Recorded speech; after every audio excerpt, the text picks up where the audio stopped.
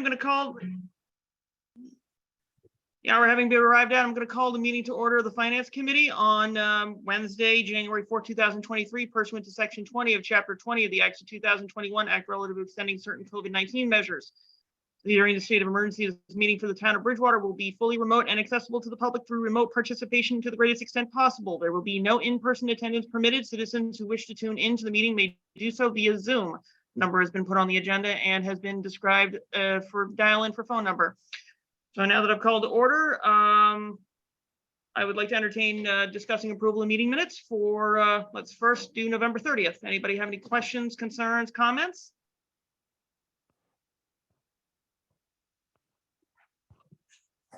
Nope. Anybody else? None. Okay, hearing no objections, I'd entertain an order to motion to approve the meeting minutes from November 30th. Motion to approve, Susie. Second, Rig. All right, motion to approve by Susie, second by Rig. Ms. Ward, if you could take the roll call, please. Sure. Julie?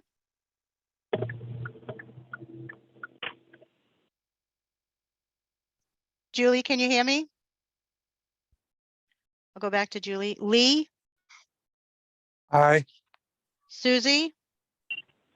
Aye. Rig? Aye. MJ? Aye. And Julie? I think we might have lost her. Hmm. My computer just froze. All right. She's still on. She's just on mute.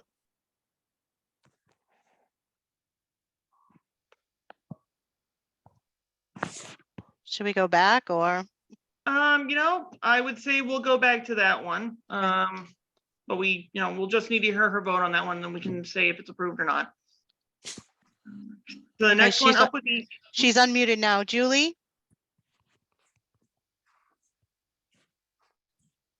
All right. I don't know what's going on. She might have a bit of a delay in her Yep. signal. She's doing it from her cell phone.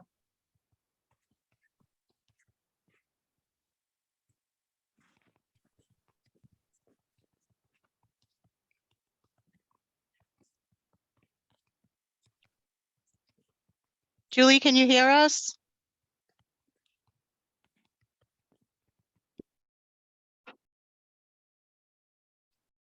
I would say just go to the next set of Yep. minutes.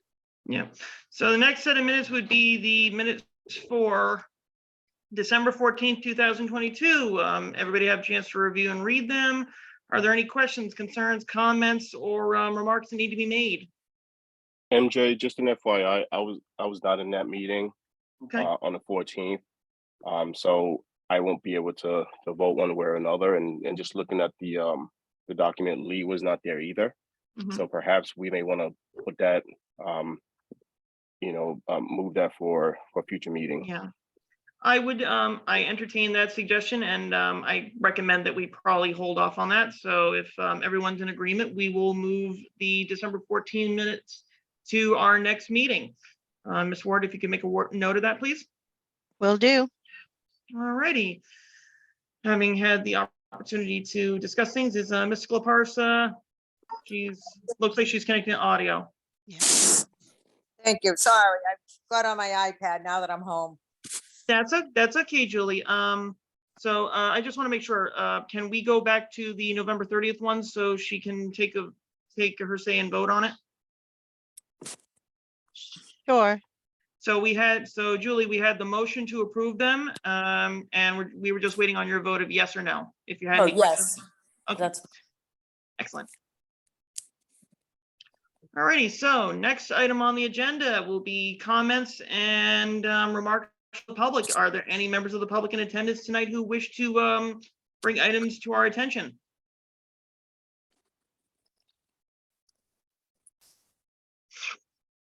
Hearing none, let's get down to the business at hand. Let's start with first order of business here. Do we want to take these out of order, or do we want to do new business first and old business second? I think just follow the agenda would be my suggestion. That's fair. So we will start with new business tonight. Order 0 FY23-039, transfer order, Bridgewater Housing Authority window replacement project. Pretty straightforward on that, but I know we have Mr. Sulamonte here and Mr. Dutton. So whoever wishes to take lead this evening, and I know we have members from the Housing Authority as well. So folks who are here, feel free to enlighten our committee. I defer to Mr. Dutton. And I will, Michael, you have the floor. in turn defer to Colleen Doherty, but before I do that, let me just introduce this by way of a little background. Probably about a year ago, maybe more, I got several counselors reached out to me with some concern that some of the housing authority property was looking a little downtrodden, and so we had some discussions. I had some discussions with those counselors. I reached out. I think Colleen had just started, or the Taunton Housing Authority had just started work with the Bridgewater Housing Authority, running that operation, and so we were able to square away, some of the concerns. Some of them were certainly valid concerns, but issues that were on a capital list to be taken care of. One of the items on the capital list at that point was replacement of windows on Hemlock Drive, some of the Hemlock Drive buildings. So that question, or the question as to whether or not you could fund that from community preservation funds, was asked by someone, I don't recall who, but it was a good question, and we did some research, and along with the Community Preservation Committee, figured out that yes, in fact, you can use community preservation funds, specifically the housing bucket, in order to fund window replacements with the Housing Authority. And in fact, I think Colleen had forwarded a number of instances where other towns in the state had done just that. So that is that was sort of the genesis of this request, and certainly I think probably be appropriate for me to turn it over to Colleen to see if she has any additional comments. Hi, everyone. This is Colleen. I don't know if I can get my camera to be working. I'm actually on my cell phone. But, oh, hey, okay. So did want to just say that we would be really excited to be able to go forward with this project. These are our original windows to the development, which was built in the 1970s. This would assist us in replacing windows at 56 units of elderly disabled housing. There are 4 windows in each unit. The windows are wooden.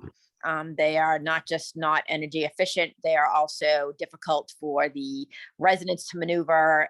Some have leaked in the past, some are still leaking now, but it would give us an opportunity to really give a good, solid surface to the exterior of the building and interior. The building wrap on the outside is extremely important. And yeah, Michael Dutton's correct. It is not looking at its best. It is a nice site with a lot of nice residents. And I think we'd have an opportunity by using this funding to really put a lot of facelift to the development, along with, more importantly, securing heat, cooling, and stop any leaking to the building envelope. So it's a really important project. We're excited about it. We're hoping that if the project can be funded by the town of Bridgewater, if there's any way for us to leverage those dollars somewhere else, we will try to do that. There are other projects that we have taken on. Our capital money is not extensive for the amount of work that needs to be done, which is just years of not enough money coming into the authority. The authority has done some great work in keeping up as much as they can with the capital work, but this would be a nice shot in the arm. And it would really go, I think, a long way to caring about the residents and giving them a nice place to live. So I would hope that, you would vote the money. But if you have questions for me, please feel free to ask. Thank you Hi, for your Colleen. time. Of course. Hi, Colleen. How are you? This is Rig Noel. You had mentioned that there's 56 units, and I want to apologize in advance. I did not see, or perhaps I missed it. How many total units are, in the development? And also, how are you guys going to determine which units will get a fresh window? The units that will get the fresh windows are the units that have not gotten windows yet, which are towards the back of the site, which is the original build at that property. So those 56 units will get windows. Once those windows go in, the development will have all solid windows throughout the site. So those 56 units will all see, the ones that need them, will all see window replacement. Okay, thank you. Colleen, I have a question. MJ, I'm sharing the meeting for tonight. Question for you. Are there any grant programs that you've applied for? Do you know of any like CDBG grants you might be able to apply for to also supplement this request by chance? Or have you reached out to DHCD to find out if there's anything for programs that may help them out in that regard? Because if it's only just those particular units, I mean, the entire complex certainly could use a little bit more, tender care, as it were, because it is been around for a while, and we want to make sure that little part of our community is, in top shape and residents can enjoy their community. So my question is have you been able to pursue anything outside of requesting CPC? We have been able to secure some funding through the state for some other projects. Our hope is at one time the state had a program where if you were able to secure CPC funds or other funds outside of their capital, that they would then give you matching funds. They had stopped that program a little while back. I'm hearing that program may come into play again if they've received also some opera money. So we are going to go after that if it is available. We will go after that. Strongly encourage that you do so, and I'm glad that you guys are pursuing that, because that is all the difference when it comes to these types of projects. Absolutely. So if there's any way we can leverage the CPC funds with something else, we will definitely do it. Right, this is Julie. So is that how the other one, you mentioned this is the last batch of windows to be replaced. So who funded the replacement for the other window, the other areas? Was that what you just described being matched or?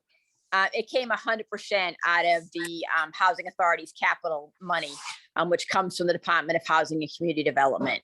So the other windows were funded through what they call formula funding, which is money that we can usually depend on every year, but it's never enough to do everything that we need. So we have to reach out to ways to find other funding, ways to leverage any grant programs that are out there. But this is, it is a state-funded property. So the state did fund the last set of windows. Thank you. And Colleen, this is Rick again. I'm just curious to know, and please pardon me, I'm relatively new to Bridgewater, so I'm gradually learning. I'm just curious to know, has the CPC funds been utilized to do other projects to support the Housing Authority, BHA, or this is the first time for the ask? And also, what other projects? You had mentioned that there are other projects that needs to be done that are outstanding. I'm just for my own knowledge, I'm just hoping you might be able to speak to those other projects as well. Sure. So for you and me both, Rick, new to Bridgewater, and Bridgewater has not used CPC funds in the past, but like everything else, the properties, as you said, they're older. It's getting harder to preserve them. So we want to make sure that we tap any resource possible to be able to preserve them. There are some grant programs coming down the road, some larger grant programs that might have to do with our family housing that we may discuss with the town soon. We will go after any funding that we can do. Some of our family developments are really older buildings, homes. So there may be a grant that we can apply for there. We are in the process of, we had gone after some ARPA money for generators at both of the elderly sites. That has gone through. So we will be beginning that project. We have had to do some, unfortunately, sewer break projects Those aren't always pretty. They're not, something that you visually see, but they're certainly necessary. It can take a lot of money. So we will always have a degree of projects. So it's just what gets beyond us and putting a plan together to make sure that we can find funding sources to keep it going beyond just our state regular capital formula funding. Okay, thank you. I actually have one more question. I'm sorry, folks. Do you guys, is there a partnership between BHA and the Bridgewater Council of Aging, the Senior Center? Is there a partnership with that organization? And if so, are there, along the lines of like the grants and other funding, are there any initiatives to, try to collaborate with them more? The Senior Center is a big partner for Bridgewater Housing and does an awful lot for the residents. They're great advocacy. They run great programs.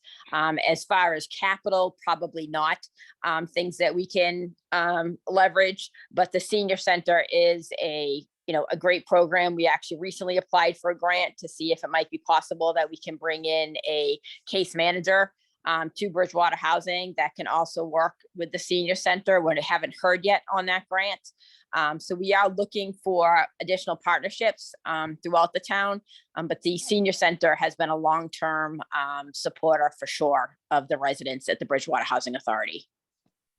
Great, thank you so much. Colleen, an additional question, not necessarily piggybacking on what Rig was saying, but sort of tangential to it. Because the housing authorities are usually overseen by DHCD, some folks may not understand where the level of division is in municipal government. So the housing authority is an independent agency from the town. They have the same name as, they have Bridgewater Housing Authority, but for the edification of residents here, the housing authority is an independent agency that's overseen by the state, not managed by the town. Correct? That is correct. So housing Okay. authorities are special municipalities. They are not overseen by the town, but they are overseen by a 5-member board, which are local town people who are oftentimes appointed or run within those jurisdictions. So that is what keeps a housing authority local, and that it stays within the local goals of that particular town or city. But no, they are not directly overseen by the town. Thank you. My other question would be is, since DHCD does oversee all the housing authorities in the Commonwealth, are they trying to, or have they had the discussion of trying to create more funding lines for the housing authorities across the state, not just Bridgewater Housing Authority, but across the Commonwealth? Because I'm wondering if there may be a try to reallocate their budgetary line items at the state level, which is something that would have to go into the budget process. But are you aware of if DHCD is going to get more funding from the state with which to help the other housing authorities, not just ours here in the community, but across the state? Because I feel like this is a great proposal, but I'm certainly concerned that DHCD is not able to provide additional funding to housing authorities, especially where a lot of the infrastructure is older than 30, 40 years old. I actually used to work for a state representative who had housing authorities in 5 different towns in the western part of the state. And the housing authorities went back to at least the 1960s, early 70s. And they were in roughly the same state of repair, if not probably similar today. So I'm wondering if you've heard anything from DHCD as it relates to reforming the agency and maybe getting more funding to you folks. Right. So I think DHCD, certainly we advocate for as much bond funding as we can get at the state level. A lot of it, especially if you've worked for a legislator, a lot of it is left up to the legislator. They are the ones who choose the amount of money that housing authorities are allowed to utilize through bond funding. It can be frustrating. I've been in housing now for 30 plus years. Some of Taunton's properties go back to 1947. And it can be very frustrating to see the amount of disinvestment through the years in this type of a resource. I mean, it's a huge asset for the state. It's an asset for local towns and cities. More importantly, it's an asset for a lot of our low income, vulnerable seniors, Mhm. disabled, and families. So I think we are always beating the drum and finding ways to find more money to be able to keep our properties looking good. And at the very least, we certainly don't want to see them leaking water and having difficulties that some of them are having across the state. But DHCD itself goes, to the legislature for an ask of what the governor asks. So it's always it's always an advocacy initiative on our part to continue to look for more dollars and ask for more dollars to be put into public housing repair. Thank you, Colleen. I appreciate that. And this does is more of a statement, Colleen. Let me just say thank you. Certainly my late mom, who lived without my mentioning the housing development. I've seen some major challenges, and I know I've had a number of conversations with those who ran that particular housing development. So thank you so much for the work that you're doing in advocating on behalf of our seniors. Oftentimes, they're sort of shoved to the side, and for them to fend for themselves. And I really appreciate your hard work and your colleagues as well. So I just want to echo that and put that on record. Thank you. Thank you. I appreciate that. We look for every dime we can. So, does anybody else on the committee have questions or concerns for Colleen? Any other questions regarding the order itself? No. All righty. Seeing no Motion to other, approve. what was it? Motion to approve. I hear a motion to approve by Rig. Is there a second?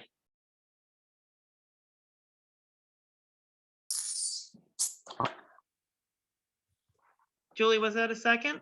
Yeah, I'll second it for the point in order to vote. Excellent. Miss Ward, would you take the roll call, please?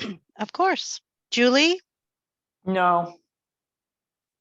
Lee, Yes. Susie,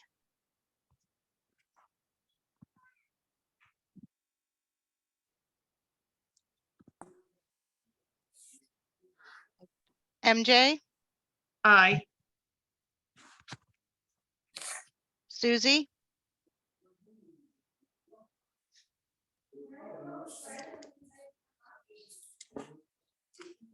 Susie, we're voting on 039.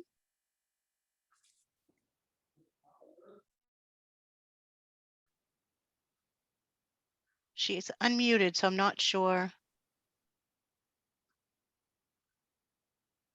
She sent me a text. She said, I can hear you. You vote yes. Is that okay, Michael? She votes yes. That's fine. Rig, did I miss you? You did. There's Rig? Susie. Aye. So it's 1, 2, 3, 4 in favor, 1 opposed. Alrighty, thank you, folks, for that one. Now we will move on to the second order of the evening, which actually falls under old business.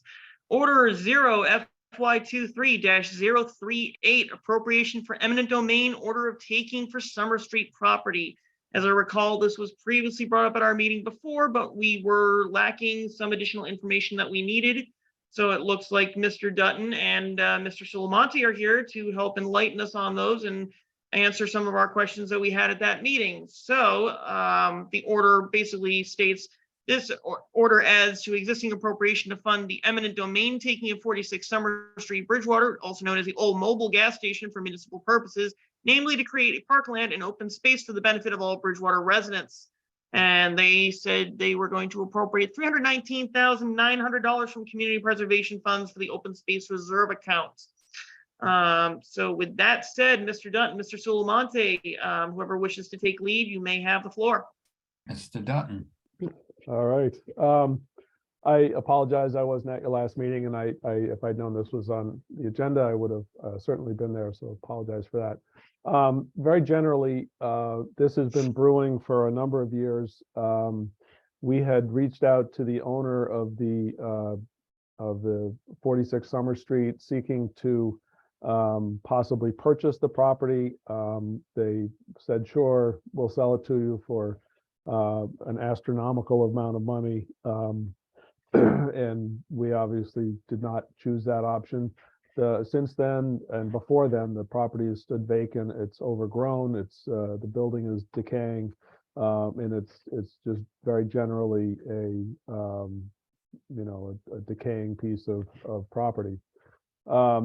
Council probably 2 years ago, possibly 3 years ago, wanted to do something about that. I laid out the options, which were really very few.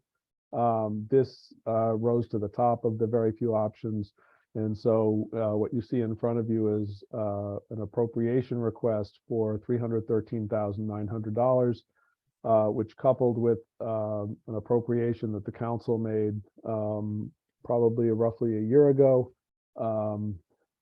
brings us to total project cost of about $559,000 to purchase and clean up, do a preliminary cleanup of that property. So the long-term objective, because anytime a municipality takes a piece of property, certainly in an instance where it's not a friendly taking, you need a municipal purpose. The municipal purpose here is quite clear. It's to further the goals of the open space and rec plan, provide in-town open space. It adjoins the Flora Little Park, which is actually a private park. Not too many people really know that, but it's a publicly accessible private park owned by the Flora T. Little Trust.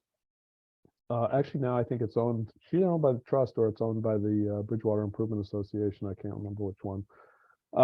But regardless, this taking and then the improvements on the mobile station property will better incorporate it into the Flora Little Park and provide additional sort of passive recreational opportunities. We'll also have we're hoping to have sort of outdoor seating area, outdoor granite chess or checkers tables. And I tell people my dream is to have a outdoor granite table tennis top so that people can bring their ping pong paddles and ping pong ball and have at it in that location, which should not be disruptive to any residential area. So very generally, that's the objective. I think if it was relayed correctly to me, I think Eric, who unfortunately is not here this evening, Eric Langone, had some concerns about another piece of property that was not taken by eminent domain, but over which we purchased an agricultural restriction. And I think, and again, correct me if I'm misstating his concern, but I think his concern was that we had purchased the property but didn't do anything with it. That I think he's referring to the Murray Needs farm, and we did not purchase the property. We purchased a restriction on that property so that it could essentially only be used for agricultural purposes. So the objective there was to maintain open space and, quite honestly, not permit additional residential development over that property. So there was no effort to actually do anything with that property other than to maintain its use as a farm field. So I hope that sort of clears up that one. But certainly if there are any other concerns, I'm happy to address them. I have two questions. Wait. I do want to remind folks, I know I let it be a free for all for the last one, but when asking a question, please Raise your ask hand. it through the chair, through to the person that you're asking. Okay, through the chair to Mr. Dutton, Julie, and I'll raise my hand if how's that better? There you go. All right, not I'll get needed, this. but I'll just- get this yet. I'm only good for attendance. The rest of it, forget about it. You're trying, we appreciate it. Thank you. So one question I have is, what happens if we don't approve this? And the second question is, if you do all those magical things that you discussed, who's going to maintain that and keep that up? to make sure that it stays, and doesn't look like parts of other downtown that, So the first question first, the technical question you're asking is, if this gets turned down at the finance committee level, what happens? It goes back to the council, or actually budget and finance. I don't think they've heard it yet, but regardless, it will go back to the council with a negative recommendation. And the council can, at that point, choose what it wants to do. It can, it could step back and reassess, and based on the comments of the finance committee, or it could plow forward and vote, how it wants. But and I know the council places a significant amount of importance on the finance committee's recommendations. So they would hear it, but ultimately it's up to the council to decide, if it wants to step back and reassess based on your comments, or if it wants to plow forward. okay, Oh, and then the second question, I'm sorry, Julie, the second question you asked is the upkeep of and the, long-term upkeep. So right now, the BIA cares for the Flora Little Park. Without, I have to be careful what I say here. and what is BIA? Can you just tell us what that stands for? That's the Bridgewater Improvement Association. So Mhm. the Bridgewater Improvement Association actually pays for the upkeep of that park through the investments and through the money that they were left by Flora Little through Flora Little's trust. So specifically for the upkeep of that park and other properties around town. So that so we've worked with the Bridgewater Improvement Association. We've also worked with I'll say another very large institution in town who is committed, once the taking is done, is committed to helping us maintain that over the long term. Thank you. Thank you, Julie, for that. Michael, I have actually a question for you, and it probably tangentially goes to Tony on this. I know this property has had an issue for about 20 years now, ever since Mr. Demro was basically, asked to leave by the owner of the station. I know that we tried to ask to buy it, and obviously, as you said, it was an exorbitant amount. Have they been current on their real estate taxes? Because I was always concerned as if they were letting it go to rack and ruin as much as they did, were they actually letting it slack on the taxes? At which point, if they were slacking on the taxes, why did we not take this on tax title sooner? If it was that case, was it ever at any point in risk of tax title?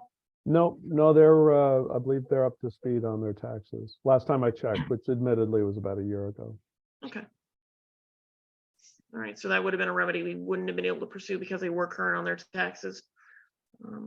How long have we had the eminent domain measure in effect in town? Is that a recent ordinance, or do we have that in with the blighted buildings thing?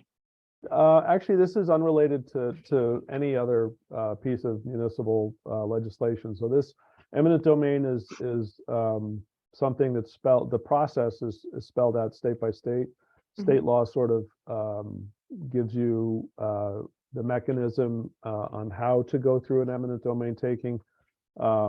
Federal court decisions, specifically the Supreme Court decision in the name went right out of my head. Anyway, in a case about 10 years ago, defined what the municipal purpose could be. It was a little bit shocking in its liberal interpretation of what a municipal purpose could be, but that's really irrelevant at this point. I mean, we have certainly have a very substantial municipal purpose. So the Supreme Court in that case really was dealing with very generally stated municipal purposes. So. And just a quick follow-up for that, and then I'll move to Susie if I noticed she has her hand up. So my follow-up question to that is, has the town attorney taken a look at this in the event someone tries to raise a legal issue with it? Because I know we have backing from it with the court opinion, but my bigger concern is because this previous party, the party that we've dealt with previously, seems to want just the money from the property. But if we try to take it by eminent domain, my bigger concern is, are they going to drag us into a lawsuit about it? We've contemplated that and honestly expect that. So we are prepared for that. Certainly Jason Rollins, our town attorney, he drafted the order of taking, which was submitted to the council for first reading, probably almost a year ago, I would say. And that has been sitting, waiting in committee, waiting for the timing to be right. We've had a lot of environmental due diligence to do. We had a lot of otherwise due diligence to do. So, the actual order of taking is, there are two pieces to an eminent domain taking, I should say. And one is the actual order of taking. It says we town of Bridgewater is going to take this property. The other is the appropriation. So you need both. You can't take the property without the appropriation. And you can't make the appropriate, it's silly to make the appropriation if you don't have the taking. So they really have to go hand in hand together. So Jason drafted the order of taking, has sort of made sure that we're procedurally crossing all our T's and dotting all our I's. And so once approved, we'll get this on assuming it's approved, we'll get this on or recommended and then recommended by Budget and Finance, we'll get this on the agenda for I believe the 24th meeting and go from there. We'll take both of those orders together. And then once it's voted, once it's appropriated and once it's voted, then Jason has 30 days in which to record at the Registry of Deed the order of taking and then pay out who is owed the money. I can tell you that based on the title work that we've done, or that Jason and his office has done, it appears that property is I'll say it's heavily leveraged. So we don't just send a check to the owner. We analyze who's owed what, and then we parse out the money accordingly. So to answer your question though, MJ, yes, we fully expect some sort of litigation. The process for the litigation is also spelled out in the law.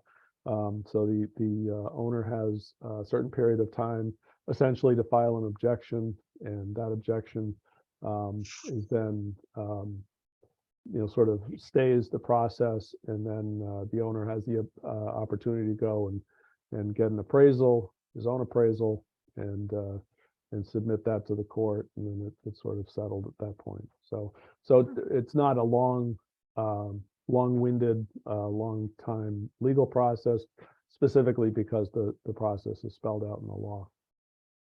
All right, thank you, Michael. Tony, for the monetary aspect of it, for the fund that we're going to propose we appropriate the money from, how much is actually currently in the account right now? And then after that question, Susie, if you have your hand up, you first for your question, and then Julie, if your hand is up for a question for this matter, you'll go after Susie. There's $337,000. That's the open space account on that order, correct? Mm-hmm. And the orders for, what's the total? 313,009. And there's 337. So that would leave us with roughly 20 grand left then. Mm-hmm. And that annually, that's replenished by the estimated receipts for the next fiscal year from for the CPC fund. Okay. Ms. Robinson, do you have a question? I do. Thank you, Chairperson. A few questions, actually. So the first one is actually, how old is the environmental study? And then my second question is, were there any grants or programs that we could have possibly leveraged? I know like during the pandemic, there was an open space and a push. We've probably missed that boat. I believe that the town had looked at an opportunity zone a while ago, just not sure like where things stand. So was just wondering if this fits into anything or can possibly be accounted for in any of that work. Yeah, so let's start there. Okay, so the environmental, good question about the environmental study. So Prime Engineering, we asked them to take a look at this property and do a 21E. So essentially 21E is to compile all of the paperwork that has ever been generated by that property, all the environmental paperwork that's ever been generated by that property. And then also, do an assessment and a determination based on all of the paperwork as to whether or not the property would be cleaned absent very specific testing. So the good thing is that gas station, while it was a gas station, was meticulously watched, and they religiously filed all of the required reports that had to be filed. The tanks have been removed, and clean fill has been brought in to fill the areas where those tanks are, and we have all of that documentation. Fire department oversees tank removals at gas stations, so they also have all that documentation. And those were done, I would say, roughly 10 years ago. The tanks removed roughly 10, 12 years ago, something like that. So we're very confident of the environmental piece of that. Very confident that the property is clean. We also, and I should step back, we also have the results of the test wells. So all the gas stations have test wells. So those are tested on at this point, I think it's every 2-year basis, might be every annually, but we have those test results too. And those are important because those are an indication of any soil contamination that may be there. So thankfully, all of that is clean. And it's all independent. It's not, we don't have to worry about the veracity of the reports themselves. On the question about grant funding, there is grant funding available, not for this piece of the project, for the actual taking. So you won't be able to find grant funding for a taking. You can find grant funding through PARC, which Parkland's, boy, I can't remember it's an acronym, but anyway, we would intend at the next phase of this project, the improvement phase of the project, we fully intend to apply for park funding to try to, make improvements to the property over and above the immediate, improvements that will make just, clearing back all the brush and making the building at least temporarily a little more presentable. That's more on us. So, but Susie, there is possible grant funding through the park program, which is run by the state. So this would obviously be a multi-phase effort then, to your point, taking the property, just getting it to like a readiness stage, if you will, right? And then at a later date, improving.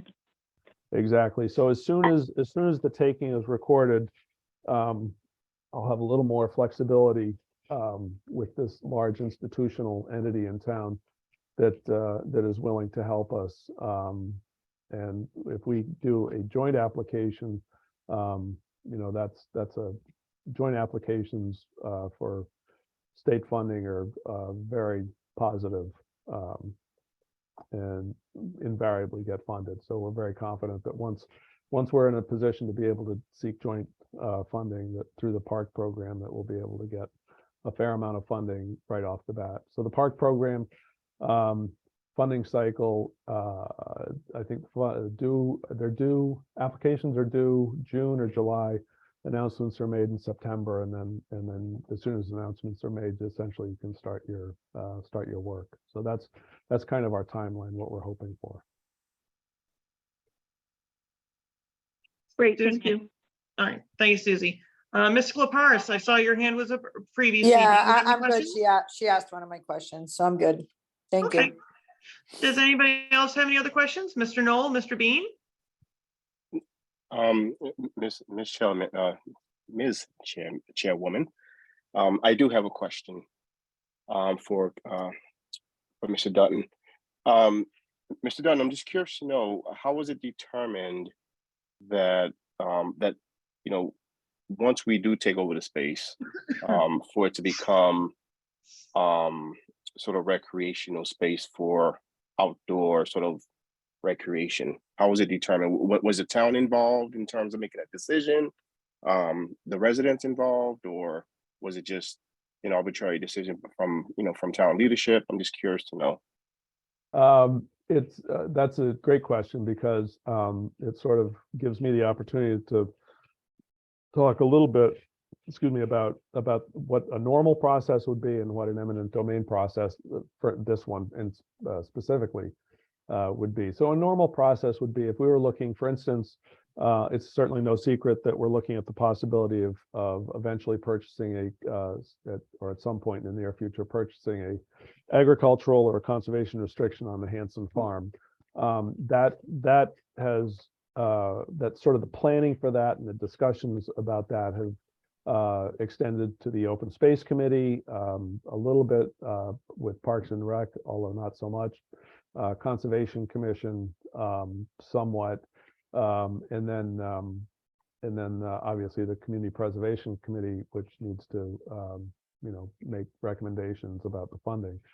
So there's been a fair amount of robust discussion so far, including robust discussion with the family that owns the property, who would like to sell it to the town, and the town who would presumably like to buy it if the price is right.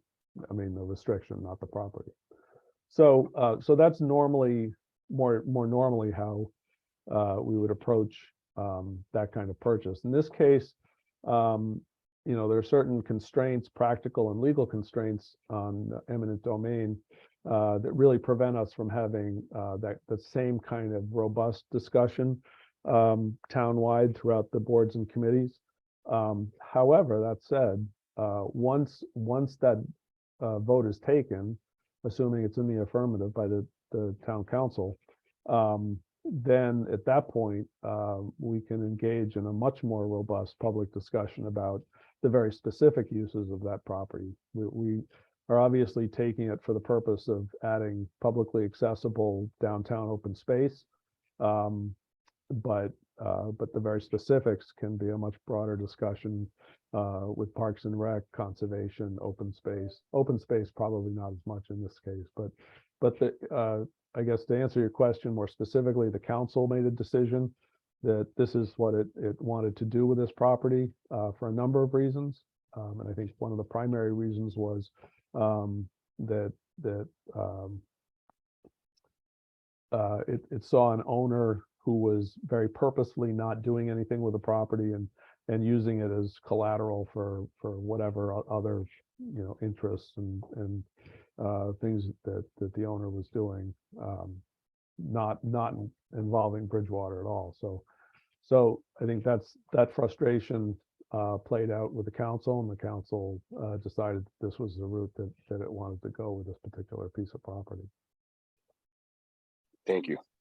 And I see Ms. Robinson, do you have another question? I do, thank you. Questions around funding.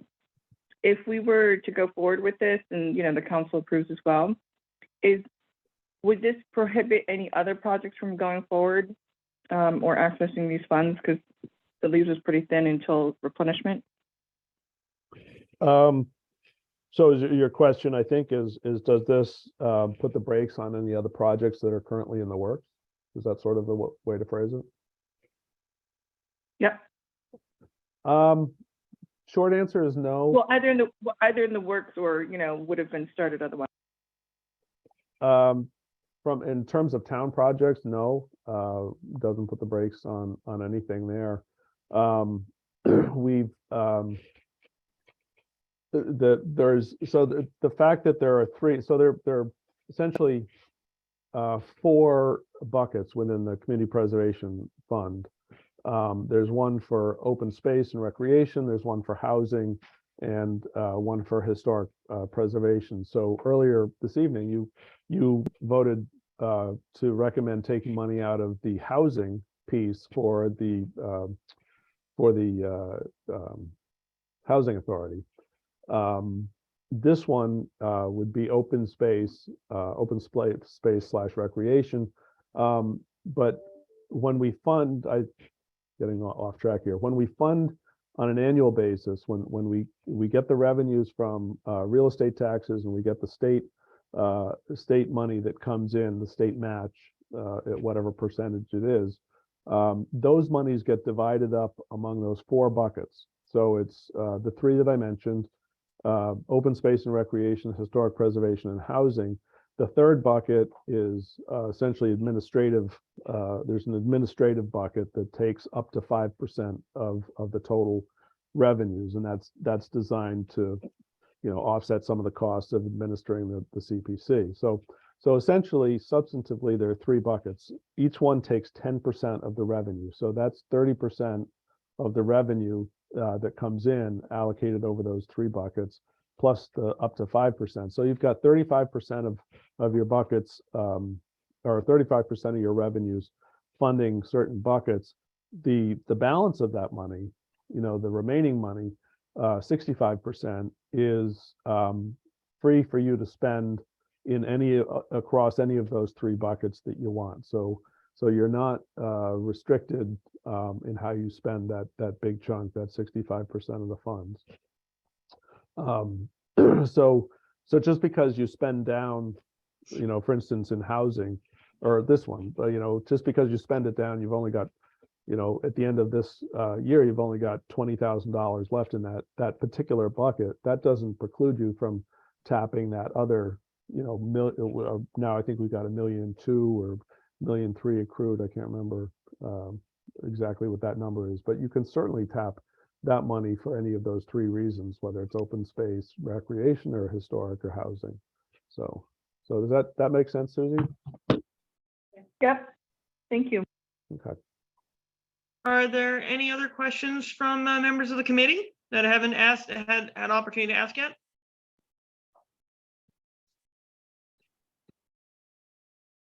All right, hearing none, I would entertain a motion on the floor to approve or not approve. Motion to approve. Motion to approve from Ms. Robinson. Do I hear a second? I'll Second. second it. Seconded from Mr. Knoll. Ms. Ward, if you'd be so kind, please take the roll call. Sure. Julie, Aye. Lee, Aye. Susie, Aye. Rig, Aye. and MJ. Aye. 5 in favor, 0 opposed.